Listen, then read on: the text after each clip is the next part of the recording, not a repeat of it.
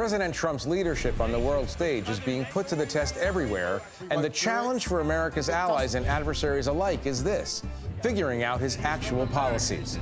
As the president prepares for the first major foreign trip of his second term, we assess America's erratic and contradictory role in conflict zones across the globe. Next. This is Washington Week with The Atlantic. Corporate funding provided by... In 1995, two friends set out to make wireless coverage accessible to all. With no long-term contracts, nationwide coverage, and 100% U.S.-based customer support. Consumer Cellular. Freedom calls. Certified financial planner professionals are proud to support Washington Week with The Atlantic. CFP professionals are committed to acting in their clients' best interest. More information at letsmakeaplan.org. Additional funding is provided by Koo and Patricia Ewan for the Ewan Foundation, committed to bridging cultural differences in our communities.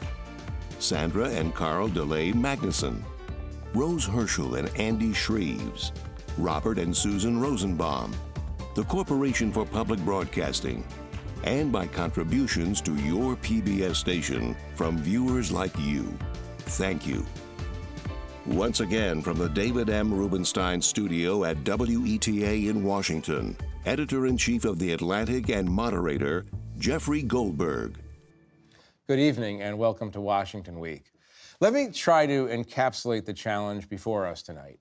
Here in Washington, no one knows for sure what President Trump wants to do about the Iranian nuclear program. No one in Jerusalem knows if the president has truly just left Israel to fight the Houthis of Yemen alone. In Ottawa, no one really understands why Trump keeps threatening Canada's sovereignty. In Copenhagen, leaders are asking themselves if Trump would actually invade Greenland. And at the Vatican, one likely subject: how will the new American Pope get along with an American president not known for sharing the stage or the Pope's views on poverty and immigration? I'll try to unpack these mysteries tonight with my guests: Susan Glasser, a staff writer at The New Yorker. Asma Khalid is an NPR White House correspondent and co-hosts the NPR Politics podcast. David Sanger is a White House and national security correspondent at The New York Times. And Nancy Youssef is a national security correspondent at The Wall Street Journal. Okay, we have to go fast because there's a lot of countries to talk about. Let's talk about the biggest news of the week. And I recognize that the election of a new pope is a matter of supreme ecclesiastical import, but this is Washington Week, so we're just going to do the politics of it. I'm very sorry about that. So Pope Leo XIV is, among other things, an American on the world stage with far more followers than the entire MAGA movement combined.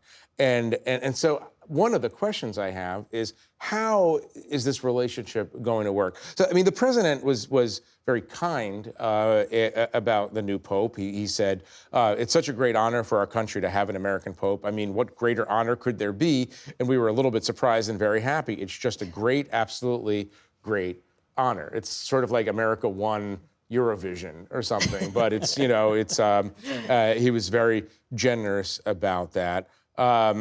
But I also want to take note of an article that the Pope, then Cardinal, recently posted. The headline that he posted was, J.D. Vance is wrong. Jesus doesn't ask us to rank our love for others. So let me start, David, let me start with you. Try to look out a little bit into the future. What do you think this relationship between the two most important Americans in the world is going to look like? Well, I think initially the president will probably treat him with enormous respect. And there'll be a visit, a big visit. And there'll be a big visit. And, you know, the president's going to have to, like, read up on the White Sox a little bit because this is a Chicago Pope after all. But there's all that commonality. The problem's going to be if the discussion ever turns to migration, if the discussion ever turns, as you said, to poverty issues. And at some point, you know, Donald Trump's not a guy who tends to love to share the limelight out here. And I think the biggest problem's going to come if he thinks the Pope is beginning to talk to American voters in different ways than Donald Trump does. Right. Asma, do you think that part of the motivation on the part of the College of Cardinals was to have an American counterbalance to Trump? I mean, I know that there are people... I am not in the mind of the Cardinals. Well, I will say I very diligently listened to all of the live coverage. It was fascinating as the Muslim watching this all unfold. But I will say, look, I think regardless of intention, the result will be that you have a very loud, an American with a loud megaphone on a global stage that is not Donald Trump. And arguably, under any other circumstance, the American president would be the loudest, perhaps most popular American in the international arena. And now you have a counterweight to that. So regardless of intention, that is the result. And I agree with David that I don't think that Donald Trump is one to share the limelight, but I'm also really interested to see ways in which he presents an alternative vision of what it means to be an American this Pope, because there's a lot of debate about that. That's interesting. Susan, you know, I remember when Pope Francis and President Obama famously got along very, very well. How far will President Trump go to make his displeasure known if this Pope eventually starts talking about immigration in ways that, let's say, Stephen Miller disagrees with?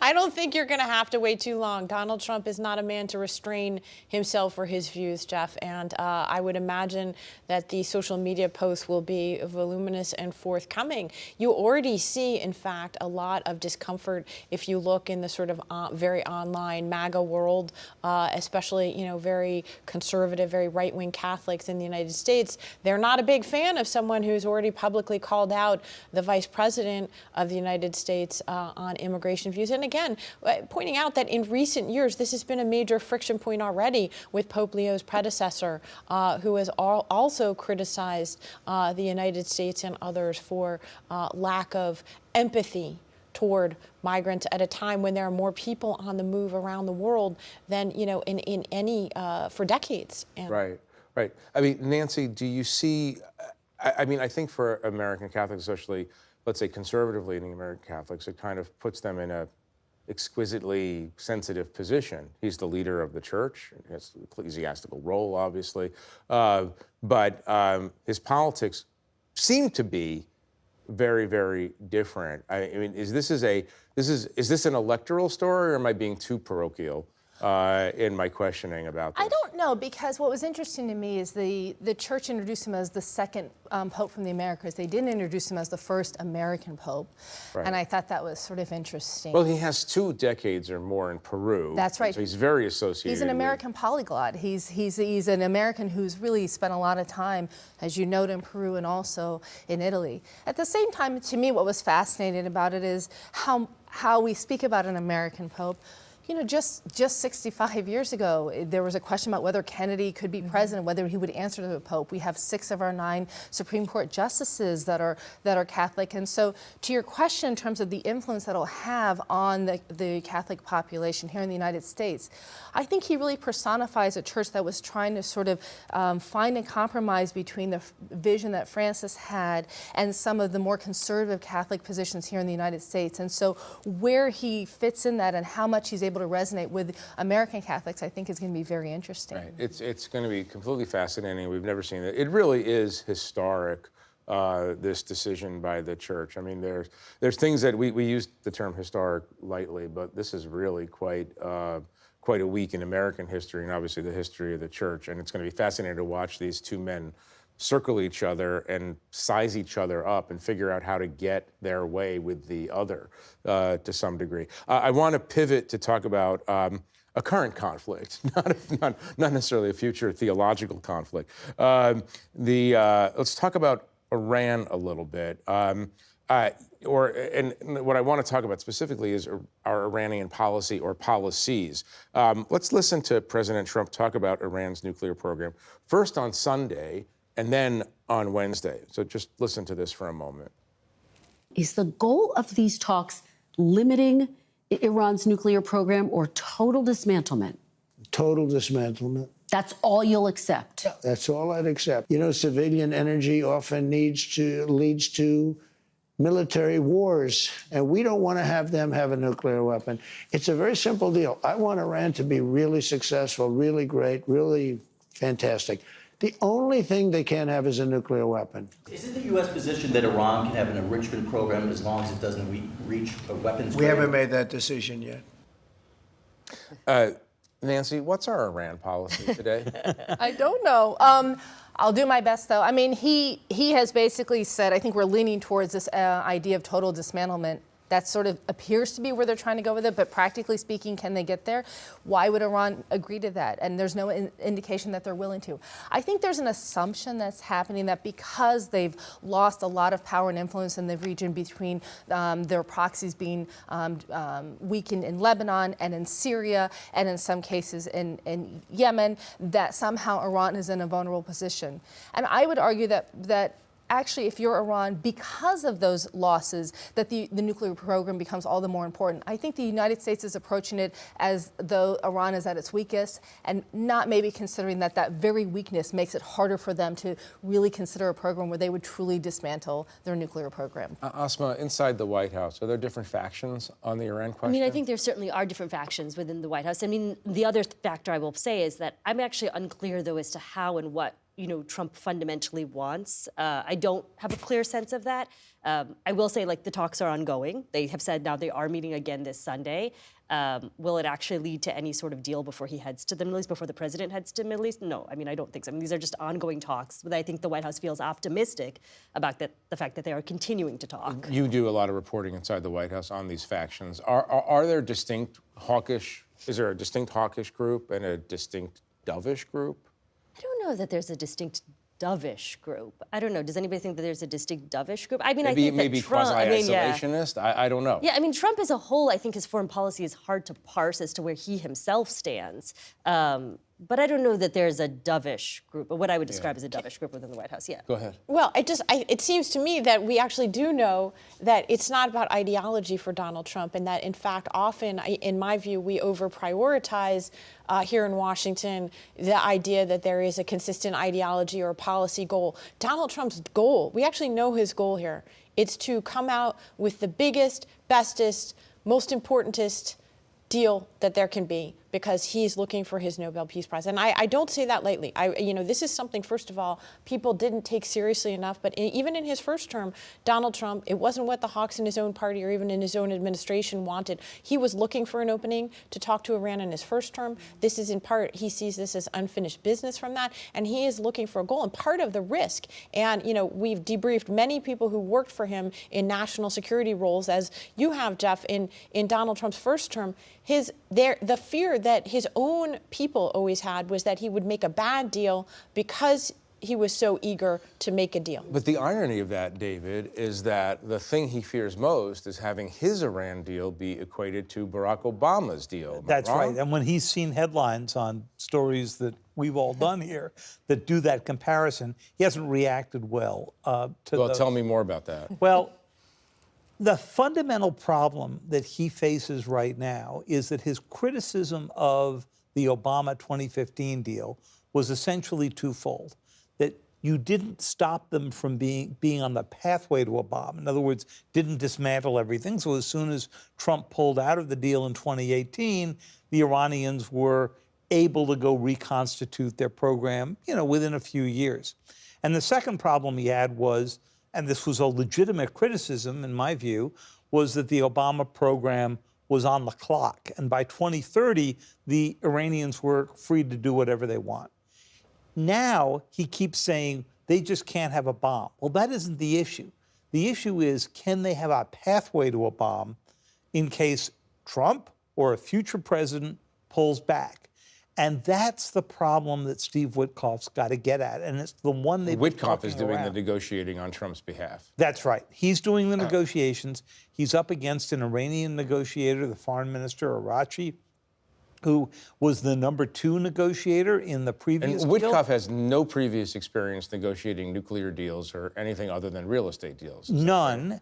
And the guy he's negotiating against, Foreign Minister Arachi, knows every single inch of the Iranian program, from the getting of the fuel to the enrichment, all the way through. So the President Trump wants a really short deal, not the 150 pages of the Obama era one. I think the Iranians see that as an opportunity. to have vague wording about what they can do. And the Iranians say, look, they're a signatory to the Nuclear Nonproliferation Treaty. That means they have the right to enrich. The question is, can Witkoff talk them out of enriching? All right. Nancy, go into this a little bit more deeply, because I'm very interested in the role Israel plays here in this drama. Obviously, Iran has argued and fights against Israel, doesn't believe Israel should exist. The Israelis have been extremely worried about Iranian nuclear potential for 20, 25 years. The current prime minister of Israel, Benjamin Netanyahu, has signaled to us in manifold ways that he trusts Trump to deal with Iran more than he ever trusted Obama or Biden. But here we are, when he seems to be looking for a deal, as Susan suggests, at all costs. So where does this leave Netanyahu in his relationship with Donald Trump right now? Well, the truth is it changed in some ways quite dramatically this week, in that we really saw more public tension and an expression of frustration after the United States reached a deal with the Houthis that essentially said, you can continue attacking Israeli ships. And then we started to see strikes by the Houthis into Israel. And remember that the Houthis are backed by Iran. Right. And so I think we saw a major shift where that sort of promise that the U.S. and Israel be lockstep with if there was a threat from Iran seemed to be fraying. To me, what's interesting is what happens if Israel decides, as Trump has said, that you have to deal with your threats as you see them. They strike at Iran and need U.S. support. Will the U.S. come through? The indications we got from the White House today was that they wouldn't, but that would be a major break. When you say the indications, go into that a little more deeply. Well, we heard a lot of tension between the two. The president essentially said, we are here to strike deals for the United States. We're not here to strike deals for Israel. And so when they struck the Houthi deal, he said very frankly that this was a deal for U.S. interests and that Israel had to look out for its own defense. But what does that look like? Because if Israel goes and does that and then needs U.S. help, is it clear that the United States will come Or if through? it goes and doesn't need U.S. help, but has nevertheless ignited a conflict in the Middle East? It's almost impossible to imagine that, though, Jeff, because the Israeli capabilities are somewhat limited here. And the question is, do they want to strike at the Iranian facilities, but not really destroy them? Because it really takes U.S. weapons to be able to get into the deepest of the 2,000-pound bombs, the deep right, to get bombs. to the Fordo site, which is built inside a mountain. Right. And so there are very few scenarios in which there's an Israel-Iran conflict where the United States doesn't get sucked in. Right. Well, go ahead. No, I'll come back. But Asma, as someone who's reporting in the White House every week, you at all surprised that Donald Trump would kind of tell the Israelis, well, look, I made a deal with the Houthis. They're going to stop attacking American ships. And your problem is your problem. I mean, I will say I was surprised, given the sense that, broadly speaking, I think that there was an expectation that he was going to be, and he presented himself throughout the campaign as being, I think, a strong supporter. Much stronger than Joe Biden in his argument. And look, I don't think this is not just the Houthi statement this week. I think it's notable that the president's traveling next week to the Middle East. He's not visiting Israel. He's visiting 3 Gulf countries. Right. Part of this is also, I think, the fact that the war in Gaza rages on. He doesn't really want to be connected And there are to more that. hotel building opportunities In the Gulf region, Sorry certainly. to say it, but that's the reality of this trip. But yeah, no, I think I'm surprised in that regard. On the other side, I will say, though, I mean, Trump has often presented, and we can talk about this as, we'll probably talk a bit about like India, Pakistan. I mean, broadly, this administration's view is sort of like, we don't want to be engaged in other wars. Right. We want to step out of it. Susan, I want to talk a bit about India and Pakistan. Okay. Not that Asma is directing, but she is. I mean, it's very important, but I think you had one quick point to make on that. Well, I think that people didn't understand that Donald Trump had a much more charged relationship with Benjamin Netanyahu than his campaign season rhetoric would have it, and actually never got over his fury with Netanyahu for calling up Joe Biden and congratulating him for the 2020 election. It came up during the Time Magazine interview. Yeah, exactly. Which was, in ordinary politics, a very normal thing to do. You congratulate whoever wins the election. But for whatever reason, Trump was offended by that. Well, it's Donald Trump's litmus test. Right. It's all personal for him. Right. And again, it's not about policy. But I do think that not visiting Israel this week is very notable because Steve Witkoff was also in charge of negotiating a ceasefire that was going to be a permanent ceasefire between Israel and Hamas. That has failed. The administration doesn't want to call attention to the fact that Witkoff has failed to produce a ceasefire between Israel and Hamas. He has failed to produce a meaningful ceasefire between Russia and Ukraine. And now Trump has given him this other assignment with Iran. He's a busy guy. Yeah. Okay, so in the next 5 minutes, we have to talk about Pakistan, India, Canada, and Denmark. So I will try to keep my questions short. But I do want you to listen to J.D. Vance talking about the India-Pakistan conflict. I mean, obviously, it seems to me that it's America's business when two nuclear-armed powers seem to be escalating a war. But J.D. Vance has a more nuanced view. Let's listen. What we can do is try to encourage these folks to de-escalate a little bit, but we're not going to get involved in the middle of a war that's fundamentally none of our business and has nothing to do with America's ability to control it. You know, America can't tell the Indians to lay down their arms. We can't tell the Pakistanis to lay down their arms. And so we're going to continue to pursue this thing through diplomatic channels. Our hope and our expectation is that this is not going to spiral into a broader regional war or, God forbid, a nuclear conflict. But sure, we're worried about these things. That sounded like hopes and prayers, right? We're offering our hopes and prayers that this will not escalate. Well, what it sounded like to me, staying on this, is a little bit like we're no longer the superpower that dispatches the Secretary of State to go stop people from fighting. Mm-hmm. I mean, I would assume, I shouldn't say I would assume. Look, I don't think that it benefits, I would say certainly Pakistan, or neither India, really, to escalate in this situation. And if they could find a way to de-escalate in an off-ramp, they would be open to it. No one, no country, certainly not the United States, is publicly offering that leadership for an off-ramp. David, is this war America's business? You know, any time that two countries that combined have probably 400 or more nuclear weapons come together, it can become your business really quickly. And that's the problem here. And, you know, back in 2001, when there was another one of these really bad conflicts, Colin Powell went over to Delhi and to Islamabad.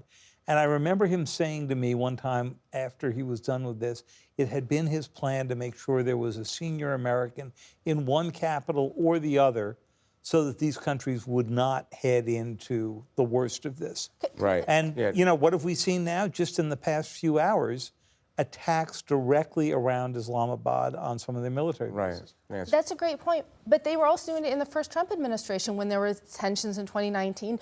Mike Pompeo writes about this in his book about the U.S. intervention, that this was the U.S. Former Secretary of State. Excuse me, yes. Yeah. And by the way, Rubio has been in touch with the parties all week, so it's not like they weren't involved. And so this idea, this has been the role that the U.S. has played as a broker, and to say right now, at the height of tensions, we're stepping back, there is no one else to fill that void that the U.S. has, as you know, since 2001, and certainly before that, filled.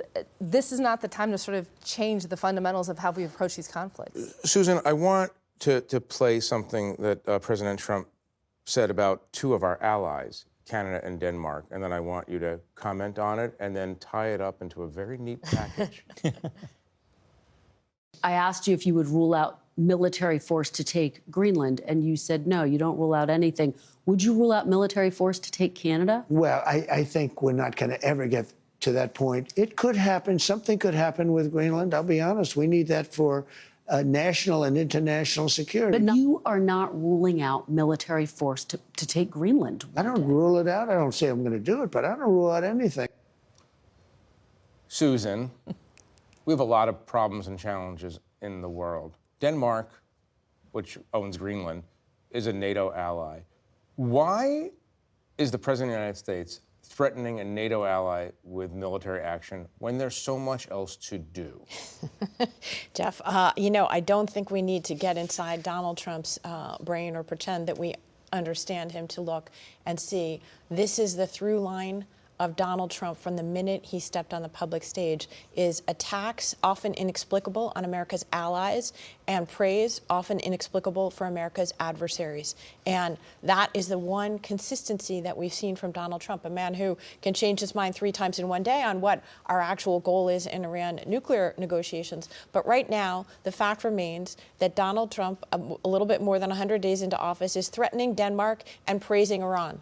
Okay, so we are in a kind of an Alice in Wonderland situation, and that, I think, is the longer-term damage to the United States. You asked to put it together. What I would say, and I've been thinking this week about the passing of someone we all know, Joe Nye, great professor from Harvard, came up with the concept of soft power, America's soft power in the world.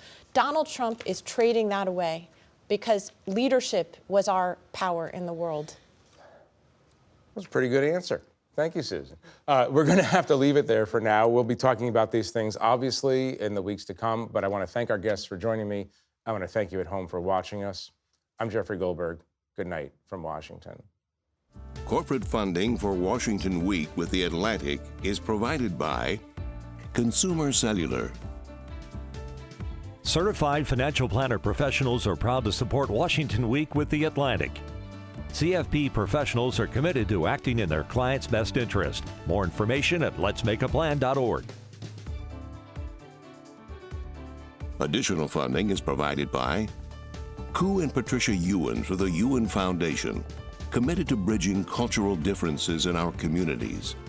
Sandra and Carl DeLay Magnuson, Rose Herschel and Andy Shreves, Robert and Susan Rosenbaum, the Corporation for Public Broadcasting, and by contributions to your PBS station from viewers like you. Thank you.